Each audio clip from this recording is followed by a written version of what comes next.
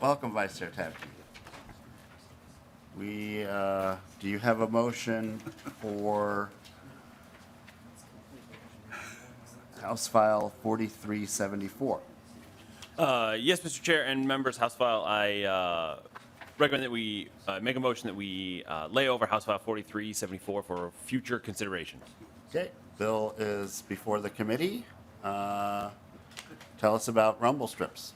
Thank you very much, Mr. Chair. And so House File 4374 comes from a constituent who was here to testify on the bill after the tragic death at a four-way stop in greater Minnesota. And so what this is requiring, we met this summer and talked about different ways where we can improve safety in ways that, and Mr. Croy has done just a ton of work around this. And we identified different ways where we can improve safety throughout the state. And one thing for this year, on a non-budget year, that we put together was adding rumble strips on state highways. And so we're not requiring any counties or locals at this point to require rumble strips, but this would make sure that we're adding safety at stops throughout the state on state highways by adding rumble strips. And so, Mr. Chair, I have Todd Croy here to testify and tell his story.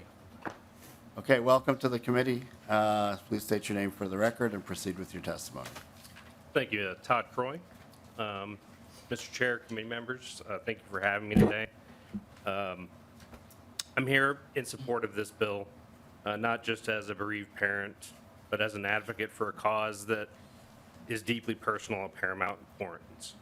On August 28th, 2022, tragedy struck my family when my sons were involved in a car accident at the intersection of County Roads 1 and 4 in Renville County. They were traveling westbound on County Road 4 due to a detour, and on an unfamiliar road, they led to a fatal oversight. They missed the stop sign at the intersection and were struck by a vehicle traveling southbound on County Road 1. As a result of his injuries, my oldest son, Caden Huntley, passed away on August 29th, 2022. Caden was a remarkable young man of 19, a triplet along with his brother and sister. He was athletic, beloved by his friends and family, brimming with life and dreams, and had aspirations to serve his community as a police officer. Unfortunately, his promising future was abruptly cut short at an intersection that lacked a critical safety measure: rumble strips, a proven deterrent to the kind of accident that claimed his bright future. The intersection where Caden's accident occurred has been the site of multiple fatalities over the years. In fact, Caden's death marked the 5th fatality at that intersection over a span of 9 years, serving as a stark example of what can happen when essential safety measures are neglected, even after continued accidents occur. While Renville County had overlooked the dangerous nature of this intersection prior to August 28, 2022, rumble strips were finally installed at that intersection 8 days after Caden's accident. 8 days too late for him, my family, or the many others who have lost their lives or suffered injuries there. The eventual addition of these strips is a testament to their necessity. Rumble strips are more than just a physical feature on our roads. They are a lifeline, a last line of defense for drivers who may be distracted or unfamiliar with the road they travel. They provide an audible and tactical warning that commands attention and action, reducing the likelihood of collisions at high-speed intersections. They can play a crucial role in alerting drivers to upcoming signage, and as drivers approach intersections, the rumbling sensation serves as a reminder to stay vigilant, especially in situations where traffic patterns may be unknown. This added layer of awareness can help prevent confusion and ensure that drivers are prepared to react appropriately to changing road conditions. Rumble strips serve as an essential tool in our road safety arsenal, especially critical in rural areas where roads stretch long and straight, lulling drivers into a false sense of security. For visitors and residents alike, these strips can be the difference between a safe journey and a fatal error. They are low-cost, high-impact solution that has been proven to significantly reduce accidents. As you consider this legislation, please remember that it represents more than just the installation of rumble strips. It embodies a commitment to the safeguarding the lives of all who travel Minnesota's roads. By mandating the implementation of rumble strips at high-speed intersections, we have the opportunity to help prevent future tragedies and work to ensure that no other family endures the pain of losing a loved one in such a preventable manner. I urge you to support this bill to honor Caden's memory and the memory of those that we've lost, to protect the lives of all who travel on our roads. I thank you for your time and open to any questions you may have. Thank you so much for sharing your story, and we're so sorry for your tragic loss, and we hope that legislation like this can prevent this from happening again. So again, thank you for sharing this very, very difficult story. Thank you. Members, questions? Representative Petersburg. Thank you, Mr. Chair. So according to the fiscal note, it looks like there's anticipated about half of the situations that would cover there do not have rumble strips. But I'm just curious as to, and it also says it's going to take about $1.5 million. I think the bill gives 10 years for it to be accomplished. Do we have any history about why they weren't put in to begin with? Does the department know, how many, was it a timing issue since, say, 1980 they've been put in, and why they weren't prior to this? Because I do know that I have a road that I travel on fairly regularly, and you come up over the hill, and there's a stop sign right there. It's a rumble strips, help people kind of be aware of that. And it's also west facing, so sun can get in your eyes, making it difficult to see some signs too. So this is a helpful warning strip. But I'm just curious as to know, will it take that long? What kind of thought processes will they be going through on determining how they prioritize, which ones they do, et cetera? Is anybody from the department here to talk about this? I don't want to spend a lot of time at it, just you. Yeah, Mr. Rudin is here. And Mr. Chair, while Mr. Rudin is coming up, I can also say that we, working with MnDOT to get this language figured out before this was drafted, we worked on making sure that it was, at this point, constrained to state roads and places where it needs, and we put the long timeline on it so that as roads are scheduled to be for reconstruction or overlays or whatever's happening, that this will be able to be incorporated into those at the same time. Okay. Yeah, that's fine, but if Mr. Redine would have more comment, that's fine.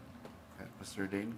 Thank you, Mr. Chair. Eric Rudin with MnDOT Government Affairs. And to the question about why aren't they currently at every location, I think, we look at the crash history, and if there is a history of crashes in a particular location, then that would be a spot where we would look to install rumble strips, or as you noted, if there's a sight line issue, so that people get that advance warning.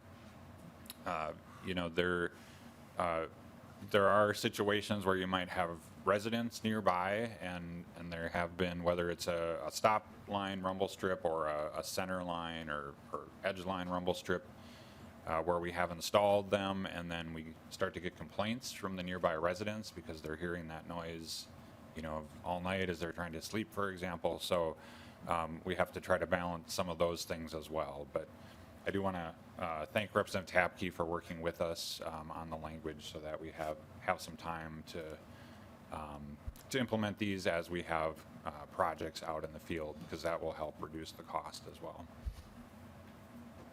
Mr. Chair, just one follow-up. Representative Petersburg. Thank you, Mr. Chair. And according to the fiscal note, it looks like most of this is going to be a one-time upfront cost, although it does indicate that there will be some intermediate work on maybe 25% of them. Do we know what kind of cost that is, or has that been built into the State Department's budget? Mr. Chair and Representative Petersburg, if it's part of a construction project, there would be, some small incremental cost. I don't know that we've really tracked that. It would just be part of the overall project bid as a contractor puts it in. And I would expect, if they're already going to be out there doing work anyway, that it would be a pretty small cost. Thank you. Thank you very much. Any other questions from Representative Murphy? Thank you, Mr. Chair. I'll just have to add too, I do a lot of rural driving for many, many years. And you can lose your focus, out there. And when you get into the country, like in Renville County or where I drove in northwest Minnesota, there's a lot of times when you just don't see those things coming up. So they definitely are helpful. Have we ever looked at the use of rumble strips in crossings where we're not stopping? There's a lot of talk about J-turns and the inconvenience, especially rural Minnesota, with using J-turns because semis, a lot of times our grain trucks will happen to navigate those. Have you ever thought about using rumble strips on like Highway 10 instead of using J-turns just to alert people that the intersection is coming up? Because like lane transfers, that would be I think that would be really helpful. And maybe we could do it instead of the expensive looking at J-turns that are really not that popular in the country. Mr. Dean? Mr. Chair, I will have to check on that. I'm not aware that we've done that.